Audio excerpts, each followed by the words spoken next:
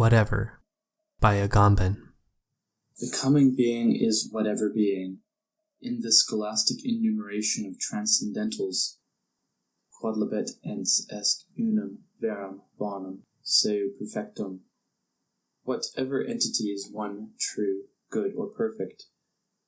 The term that, remaining unthought in each, conditions the meaning of all the others is the adjective quodlibet. The common translation of this term as whatever, in the sense of it does not matter which, indifferently, is certainly correct, but in its form the Latin says exactly the opposite. Quodlibet ens is not being, it does not matter which, but rather being such that it always matters. The Latin always already contains, that is, a reference to the will, libet. Whatever being has an original relation to desire. The whatever in question here relates to singularity not in its indifference with respect to a common property, to a concept, for example, being red, being French, being Muslim, but only in its being such as it is. Singularity is thus freed from the false dilemma that obliges knowledge to choose between the ineffability of the individual and the intelligibility of the universal. The intelligible, according to a beautiful expression of Levi Ben Gershon, is neither a universal nor an individual included in a series, but rather singularity insofar as it is whatever singularity.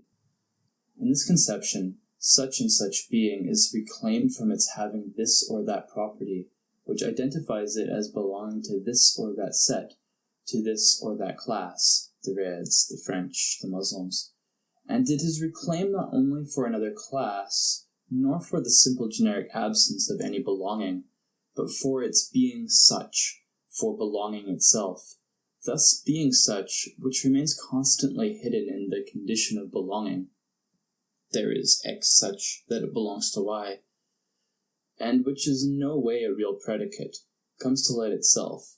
The singularity exposed as such is whatever you want, that is, lovable.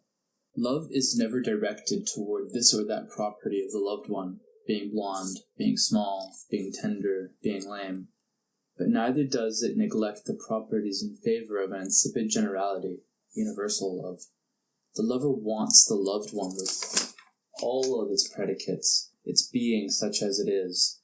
The lover desires the as only insofar as it is such. This is the lover's particular fetishism.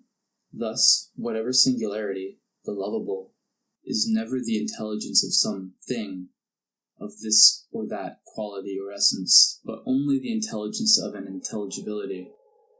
The movement Plato describes as erotic amnesis is the movement that transports the object not toward another thing or another place, but toward its own taking place toward the idea.